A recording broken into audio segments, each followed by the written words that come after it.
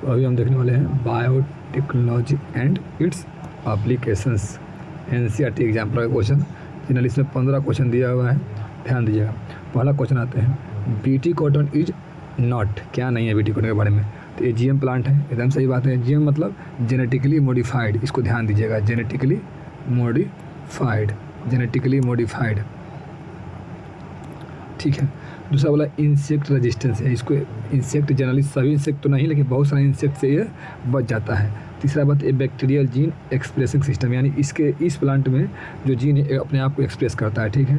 और लिखा है रेजिस्टेंस टू ऑल पेस्टिसाइड, नहीं सभी पेस्टिसाइड से रेजिस्टेंस नहीं है, यानी ऐसा नहीं है कि इसको कोई भी प्लांट कोई भी पेस्टिसाइड नहीं मारेगा, ऐसा कुछ नहीं है। तो डी आंसर। दूसरा question, C peptide of human insulin, तो ध्यान रखिएगा कि ह्यूमन इंसुलिन होता है ना मैच्योर फॉर्म वाला, उसमें ए और बी होता है और वो कहीं ना कहीं डाई सल्फाइड वन से जुड़ा रहता है। ये क्वेश्चन पूछ चुका है कि सल्फाइड वन यानी डाई सल्फाइड वन से जुड़ा रहता है। तो बोलता है ना कि ये होता है मैच्योर फॉर्म, लेकिन जब शुरू में जब इमेच्योर रहता है ना तो उसमें 3 होता है, ए सी बी। ये बीच वाला ना इसको हमको रिमूव करेंगे तो क्या बन जाएगा, मैच्योर फॉर्म बन जाएगा। तो क्वेश्चन पूछता है इमेच्योर या इसे बोलते हैं प्रो इंसुलिन, इमेच्योर और प्रो इंसुलिन में क्या चेंज किए तो होगा, तो इमेच्योर से हम सी निकाल दिए तो बन गया मैच्योर फॉर्म। ये बेसिक बात है, ध्यान दीजिएगा, ठीक है। तो अभी क्या क्वेश्चन देखते हैं, इसमें ऑप्शन पढ़ते हैं। क्या लिखा है, लिखा है कि C peptide of human insulin, पढ़िए, ये पार्ट ऑफ मैच्योर, नहीं मैच्योर मतलब केवल ए और बी होता है, सी तो होता नहीं है। Responsible for formation of disulphide, ऐसा कुछ होता नहीं है। Removed during maturation of pro insulin to insulin, समझिए ना कि हम मैच्योर अगर इमेच्योर से बनाते हैं ना तो हमको सी को रिमूव करना पड़ेगा, सही बात है, और इसके अलावा कोई दिक्कत नहीं। अब आते हैं तीसरा, इसका आंसर क्या हो गया, थर्ड आंसर। इसका आंसर क्या था, डी आंसर। यहाँ बोला है कि जिक, जिक क्या होता है, the genetic engineering approval committee. अब देखिए इसको, जेनेटिक इंजीनियरिंग अप्रूवल कमेटी, ये ध्यान रखिएगा। इसमें हम जनरली क्या होते हैं बायोपायरेसी के बारे में और बायो पेटेंट के बारे में बहुत बार क्वेश्चन पूछ चुका है। नीट में तो कितना रिपीट किया है ये क्वेश्चन बहुत बार रिपीट किया है, जितने बार कहोगे रिपीट किया हुआ, ठीक है। इसका थर्ड हो गया। अब आते हैं अल्फ़ा एंटीट्रिप्सिन।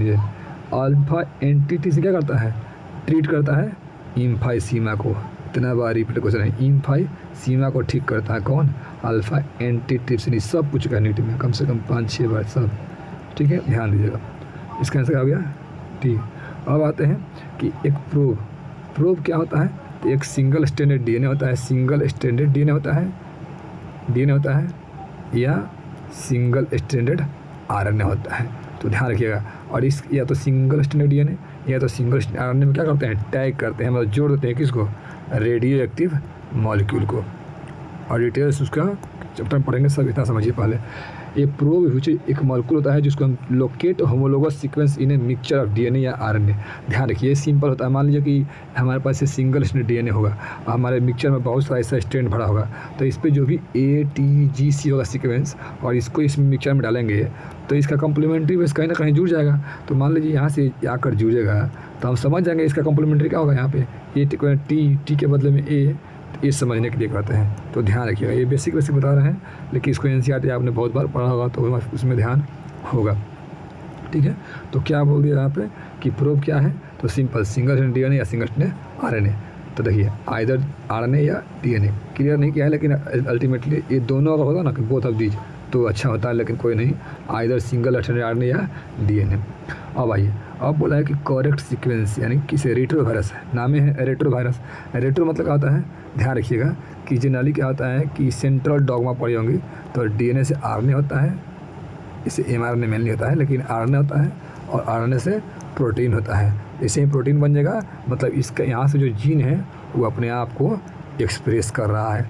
तो क्या होता है ना कि जो जनरली डीएनए से आरएनए बनता है तो इसको बोलते हैं रेप्लिकेशन, लेकिन आरएनए से डीएनए बनता है उसको बोलते हैं सॉरी यहाँ पे रेप्लिकेशन नहीं, यहाँ पे ट्रांसक्रिप्शन था, ध्यान रखिएगा, यहाँ पे ट्रांसक्रिप्शन होता है, रेप्लिकेशन तो डीएनए से डीएनए बनता है, ठीक है। अब आइए, तो बोलता है ना कि जनरली आरएनए से डीएनए बनता है ना तो उसको हम बोलते हैं रिवर्स ट्रांसक्रिप्टेज, और उसमें जो भाग होता है उसको होता है रेट्रोवायरस। तो ध्यान रखिए क्या लिखता है, एक रेट्रोवायरस क्या होता है, एक आरएनए वायरस है जो क्या करता है, डीएनए को सिंथेसाइज करता है। तो ध्यान दीजिएगा, जैसे ही रीट्रो आएगा मतलब आरएनए होगा, रीट्रो होगा, आरएनए वायरस है और आरएनए से डीएनए बना रहा है, ध्यान दीजिएगा। तो पहला ऑप्शन 6 का पहला, इसका थर्ड आते हैं। अब बोला कि the site of production of ADA, ADA मतलब क्या होता है, एंजाइम है, एडिनोसिन डीएमिनेज, डीएमिनेज। देखिए ये भी क्वेश्चन बहुत बार पूछा है, बहुत बार, ध्यान रखिएगा, प्रो वाला रिपीटेड, ये तो अभी नॉर्मल है लेकिन यहाँ पे ये भी क्वेश्चन पूछ चुका है, सब पूछा हुआ है।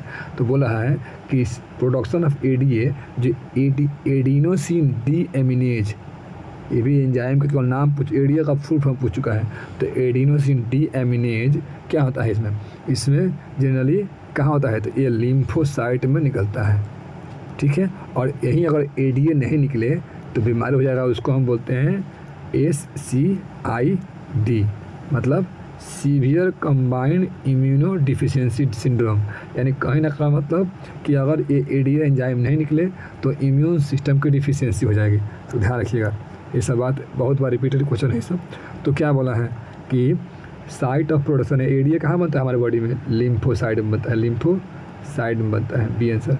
अब आते हैं प्रोटॉक्सिन। देखिए हम बताए थे कि प्रो इंसुलिन होता है, प्रो इंसुलिन या उसी को बोलते हैं इमेच्योर इंसुलिन। वैसे ही जैसे ही प्रो दिखे, प्रो मतलब क्या होता है, इमेच्योर या इनएक्टिव, उसको हमको एक्टिव फॉर्म में लाना पड़ेगा। जैसे ही प्रो दिखे, प्रो मतलब इनएक्टिव या इमेच्योर। तो ऑप्शन पढ़िए, सिंपल क्या बोला है यहाँ पे, क्या बोला है यहाँ पे, सिंपल बोल रहा है कि प्रोटॉक्सिन क्या है, प्रोटॉक्सिन प्रिमिटिव है, नहीं पुराना, ऐसा कुछ नहीं है, टी नेचर्ड, ऐसा कोई ख़राब नहीं है, टॉक्सिन्स बाय प्रोटोजो, ऐसा कुछ ऑप्शन नहीं है, इनएक्टिव टॉक्सिन, इनएक्टिव, इसको हम एक्टिवेट कर सकते हैं, आगे आएगा। और बोलता है इसका आंसर डी हो गया, इसका भी क्या था, बी था। ये तो कितनी बार पूछा है, ध्यान रखिएगा, ये भी पूछा है बहुत बार, ये डायरेक्ट नहीं पूछा है लेकिन इसका स्टेटमेंट पूछा है, ठीक है। अब आते हैं कि पैथोफिजियोलॉजी क्या है, पैथोफिजियोलॉजी। तो ध्यान दीजिएगा, पैथो मतलब होता है पैथोलॉजी, पहला ही बात। तो पैथोलॉजी मतलब स्टडी ऑफ डिजीज, एक तो ये हो गया स्टडी ऑफ डिजीज। और फिजियोलॉजी का मतलब अलग होता है, फिजियोलॉजी, इसका मतलब study of normal functioning of the body. तो देखिए आप फिजियोलॉजी पढ़े मतलब आपका बॉडी एकदम फंक्शन एकदम ठीक है, लेकिन फिजियोलॉजी के पहले पैथो आ गया तो कहीं ना कहीं आपका जो बीमारी मतलब बॉडी ठीक है उसमें क्या हो गया, बीमारी हो गया। ऑप्शन पढ़िए, स्टडी ऑफ फिजियोलॉजी, ये तो केवल ऐसे बोलता, स्टडी ऑफ नॉर्मल फंक्शन है नहीं, क्योंकि इसमें पहले क्या आ गया, बीमार आ गया। तो अल्टर्ड मतलब चेंज हो गया है फिजियोलॉजी, आपका जो बॉडी में सब ठीक था वो कहीं ना कहीं चेंज हो गया है। तो ऐसे तोड़ कर पढ़िएगा तो समझ में आएगा, ये एनसीईआरटी का लाइन है, ध्यान दीजिएगा। तो पैथो जैसे आएगा यानी डिजीज प्लस नॉन डिजीज हो गया, अब प्लस नॉर्मल फंक्शन, यानी चेंज प्लस नॉर्मल फंक्शन, ध्यान रखिएगा। अब बोला है कि the triggers for activation of toxins, BT का जो एक्टिवेशन ऑफ बीटी टॉक्सिन मतलब बीटी का टॉक्सिन एक्टिवेट कब होता है, ऐसा क्या होगा, जो क्या ट्रिगर होगा कि वो एक्टिवेट हो जाएगा। तो ध्यान रखिएगा, इसका मतलब कहीं ना कहीं पहले से वो इनएक्टिव फॉर्म में होगा, क्या डालेंगे कि एक्टिव फॉर्म में आ जाएगा। तो बोलता है ना कि जैसे ही हम अल्कलाइन मीडियम, देखिए अल्कलाइन पूछे या बेसिक मीडियम डालें, ये क्वेश्चन मोस्ट रिपीटेड अभी तक का क्वेश्चन है, ध्यान रखिएगा इस चैप्टर का। तो क्या बोलता है, जैसे ही अल्कलाइन मीडियम मिलेगा तो अपने आप को एक्टिवेट कर लेगा। तो लिखा है एसिडिक मीडियम गलत बात, हाई टेम्परेचर गलत बात, अल्कलाइन पीएच, ध्यान रखिएगा। अब आते हैं गोल्डन राइस। गोल्डन राइस क्या है, तो गोल्डन राइस यानी राइस है, तो उसका राइस का नाम क्या है, ओराइजा सताइवा, ओराइजा सताइवा मतलब वैरायटी ऑफ राइस है। जो क्या होता है जनरली इसमें ना क्या होता है कि यह येलो दिखता है, येलो दिखता है, जो राइस है गोल्डन राइस वो येलो दिखता है, क्योंकि इसमें क्या होता है, ड्यू टू एक्यूमुलेशन, ध्यान दीजिएगा, बीटा कैरोटीन, क्योंकि इसको भी हम मॉडिफाई किए हैं। गोल्डन राइस में तो क्या है, जीएम प्लांट है, तो हम मॉडिफाई किए हैं। तो क्या होता है, ये येलो दिखता है, क्यों, क्योंकि इसमें बीटा कैरोटीन एक्यूमुलेट हुआ है। अब बीटा कैरोटीन से क्या बनता है, विटामिन ए, जो कि मोस्ट फ्रीक्वेंट क्वेश्चन है यहाँ का कि गोल्डन राइस में क्या होता है, तो विटामिन ए। तो क्वेश्चन ये भी पूछा है कि प्रिकर्सर ऑफ विटामिन ए, मतलब विटामिन ए के पहले क्या है, तो बीटा कैरोटीन है। ये सब प्रीवियस क्वेश्चन में पूछा हुआ है, ध्यान दीजिएगा। ये सब एनसीईआरटी में उतना क्लियर नहीं है, लेकिन प्रीवियस ईयर में दिया हुआ है। तो इसको बनाने के बाद एक बार प्रीवियस से अच्छा से बनाइए और एक तक क्वेश्चन इसी से बन जाएगा। और यहाँ तक हर एक क्वेश्चन ऐसा पूछ चुका है, एक या दो छोड़कर सब क्वेश्चन पूछ चुका है। तो ध्यान दीजिएगा। ये क्या बोला कि गोल्डन ऐसा पढ़ लीजिए, ये वेराइटी ऑफ राइस, ठीक है, grow along with yellow river, ऐसा कुछ तो होता ही नहीं, चाइना का येलो रिवर ऐसा कुछ नहीं है। Long stored rice having yellow colour tint, ऐसा कुछ नहीं है। क्या है, ये ट्रांसजेनिक राइस है, ट्रांसजेनिक मतलब चेंज किए हैं, हैविंग जीन कौन सा, बीटा कैरोटीन, ध्यान रखिएगा, ऐसा कुछ नहीं है। आगे तो इसका थर्ड आंसर। अब बोलता है आरएनए इंटरफेरेंस, इसलिए क्या होता है कि जब पढ़े होंगे इस टॉपिक है आरएनए इंटरफेरेंस, कहीं ना कहीं आरएनए इंटरफेरेंस मतलब जो डीएनए से आरएनए बनता है, आरएनए से प्रोटीन बनता है।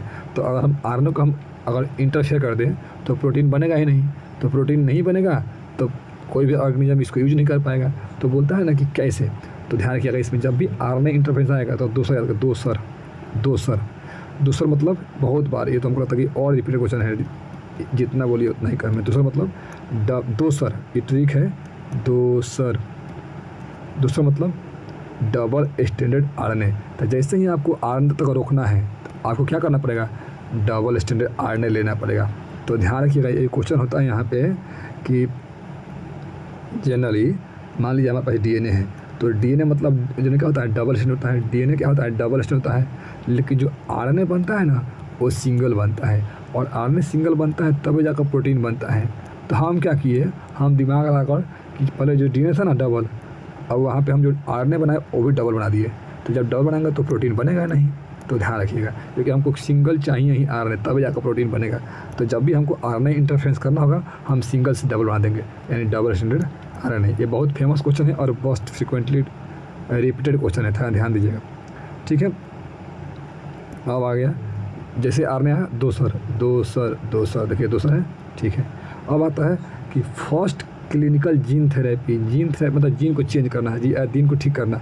आपका बॉडी में डिफेक्टिव जीन है उसको ठीक करेंगे, तो जीन थेरेपी वो क्या हुआ था, वो हम बताए थे अभी, जिसमें क्या हुआ था, एडीए जीन काम नहीं कर रहा था, एडीए जीन का डिफिशियंसी हो गया, एडीए जीन का डिफिशियंसी हो गया था। एडीए मतलब एडिनोसिन डीएमिनेज, क्वेश्चन पूछ चुका है, केवल फुल फॉर्म पूछ चुका है। तो इससे कौन सा बीमारी होगा, SCID ऊपर बताए थे, ध्यान रखिएगा। इसका फुल फॉर्म पूछ चुका है, सीवियर कंबाइन इम्यूनो डिफिशियंसी, मतलब इसमें आपका इम्यून सिस्टम का डिफिशियंसी हो जाएगा। इससे क्या होगा, आप बहुत सारी बीमारियों से ग्रसित हो जाएंगे। लिखा है resulting from the deficiency of ADA, ध्यान रखिएगा, ये सब क्वेश्चन पूछ चुका है। अब आते हैं 14वां नंबर, वही repeat question. ADA is enzyme होता है जो deficient in genetic disorder SCID में, SCID अगर होता है आपको तो उसमें कौन सा बीमारी होगा, एडीए जीन नहीं होगा। तो एडीए का full form adenosine deaminase, most frequent question, ठीक है, सब क्वेश्चन पूछा हुआ है। अब बचा लास्ट क्वेश्चन कि साइलेंसिंग ऑफ जीन को हम साइलेंस करना है तो हम अचीव कर सकते हैं। मान लीजिए हमारे पास, हम बोलो ना कि डीएनए रहता है, डीएनए से आरएनए बनता है, आरएनए से प्रोटीन बनता है। तो यहाँ पे जीन होता है, वो जीन क्या करता है, प्रोटीन बनाता है, यानी एक्सप्रेस कर दिया। अगर जीन अपने आप को प्रोटीन बना लिया यानी एक्सप्रेस कर दिया, तो बोल रहा है कि अगर हम जीन को साइलेंस करना है तो क्या करना पड़ेगा, एक तो आप सिंगल से डबल बना दीजिए, और दूसरा यहाँ पे जो डबल में भी एक सेंस और एक एंटी सेंस बना दीजिए। तो ध्यान रखिएगा, एक कंसेप्ट है, इसको फर्स्ट ध्यान रखिए कि हम आरएनए इंटरफेरेंस और एंटी सेंस आरएनए से हम बना सकते हैं। तो ये 15 का C। तो ध्यान रखिएगा, ये पूरा क्वेश्चन एक बार देख लेते हैं कि कौन कौन सा क्वेश्चन इंपॉर्टेंट है। इसमें जनरली आपको देखिए, इसमें जनरली ये जो क्वेश्चन है ये भी फ्रिक्वेंटली प्रीवियस ईयर का है, ये प्रीवियस ईयर में है, ध्यान रखिए। ये भी PYQ है, ये भी PYQ है, ये भी PYQ है, ये भी सब PYQ है, इसमें कोई ऐसा नहीं है, ये भी PYQ है प्रीवियस ईयर में। इसके अलावा ये तो पता नहीं कितनी बार पूछा है PYQ, ये नॉर्मल है, ये ऑप्शन में था। इसके अलावा ये तो ऑप्शन में ही था, ये ऑप्शन में भी है, कितनी बार पूछा है। ये क्वेश्चन पूछ चुका है, ये भी पूछ चुका है। इसके अलावा ये नहीं पूछा है, लेकिन इसमें ऑप्शन में मिल जाएगा। इसके अलावा ये तो अभी बताया था प्रो, तो कितने बार पूछा है, यानी इसमें कम से कम ये पूछ चुका है, ये पूछ चुका है, ये भी ये नहीं पूछा है, यानी 15 में से 13 क्वेश्चन ऐसे हैं जो प्रीवियस ईयर में रिपीटेड हैं। ध्यान रखिएगा, ठीक है। इसको अच्छे से पढ़िए और NCERT बनाइए, और NCERT पढ़कर प्रीवियस ईयर भी एक बार देख लीजिए, ठीक है। उसके बाद अगले चैप्टर में इसके जो फर्स्ट चैप्टर है उसमें देखेंगे, ठीक है। धन्यवाद।